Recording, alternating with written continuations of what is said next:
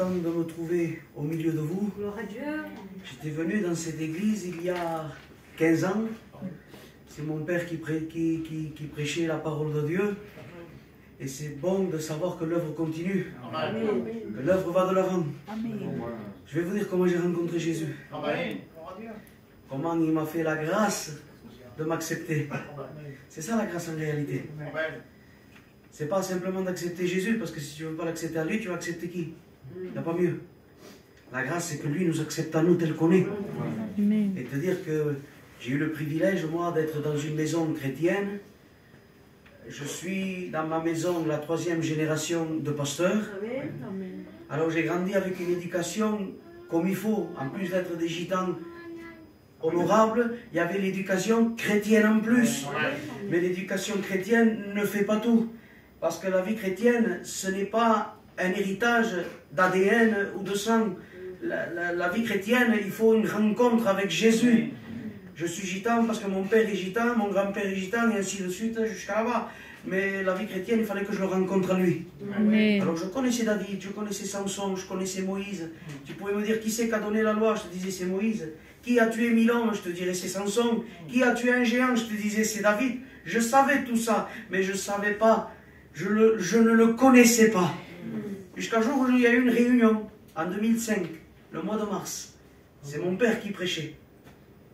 Et là, j'ai vu mon père prêcher la parole de Dieu. Et le Saint-Esprit est venu toucher ma vie. Et le Saint-Esprit est venu bouleverser mon cœur. Alors oui, à 14 ans, je me suis donné à Dieu. Mais à un moment donné, à l'âge de 18-19 ans, j'ai eu des petits moments dangereux. Parce que j'étais trop curieux. Parce que quand on faisait la réunion de jeunesse, et je demande pardon s'il y a du deuil au milieu de nous, quand je passais devant les cafés, et j'appelais les jeunes à venir à la réunion, il y avait une pensée qui venait et me disait, peut-être oui, c'est bien. J'avais pas connu ça moi, 14 ans. Je m'étais converti, je disais, bon, s'ils le font, peut-être que c'est bon. Et quand j'ai commencé à être trop curieux, à m'approcher trop du feu, à la fin je me suis brûlé les frères. C'est qu'à un moment donné, le désir est devenu un acte. Et j'ai commencé à refaire des bêtises. J'ai commencé à fumer. J'ai commencé, après j'avais plus 14 ans, là j'avais presque 20 ans. Donc il y a d'autres choses qui sont venues. Je ne vais pas rentrer dans les détails par respect aux anciens, mais vous savez ce que font les jeunes aujourd'hui. Et j'ai plongé la tête la première là-dedans. J'ai tombé amoureux de ça. Et pendant un an, j'ai fait que des bêtises. Je suis tombé dans le péché. Oh, j'allais aux réunions.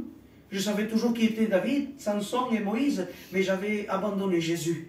Et ça a laissé un grand vide dans mon cœur. Un vide que j'essayais de combler par la boisson et d'autres choses que je ne citerai pas. Mais pendant un an comme ça, je ne dormais plus. J'avais plus la paix. Parce que quand on n'a plus Jésus, on n'a plus la paix. Je te parle de la vraie paix, pas la paix où tu dors parce que tu as pris 30 cachets. Je te parle de juste aller chez toi, là tu dors comme un bébé. Je l'avais plus ça, c'était fini.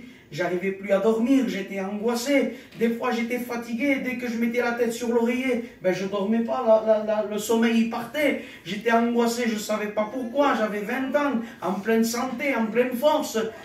Il y avait tout pour aller bien, et je ne comprenais pas. Et quand je voulais revenir à Dieu, bien sûr la voix du diable était là, elle me disait, mais Ismaël, tu n'as plus le droit, parce que toi tu as connu. Tu étais baptisé, tu passais la Sainte Seine, tu allais à Montpellier, tu faisais des missions. Satan me rappelait toutes les missions que je faisais avec mon ancien poté. Et il me disait, tu n'as plus le droit. Tu sais quoi, Ismaël, aux yeux de Dieu, tu es comme Judas. Tu l'as trahi, tu l'as vendu pour une boisson, pour un peu de plaisir ici et là. Et moi, dans mon manque de connaissance, je disais, mais il a raison quand même. Il a raison. Mais après un an où j'en pouvais plus, parce que c'est ça qui m'a poussé. J'en pouvais plus. J'étais fatigué. J'étais chargé. Certains sont fatigués et chargés et l'ennemi leur donne des vilaines pensées, comme sauter la vie ou faire des bêtises. Moi, j'avais des bases bibliques. Je savais qu'il ne fallait pas que je fasse n'importe quoi. Et j'ai pensé au fils prodigue. J'ai dit, Seigneur, il faut que je revienne vers toi. Amen. Même si l'ennemi me dit que tu vas te fâcher, parce que Satan me disait ça, Dieu va se fâcher contre toi, dit, je m'en fous. Je préfère être avec Dieu qui soit fâché qu'être loin de lui. Amen. Je suis revenu à Dieu. Je suis allé à la réunion.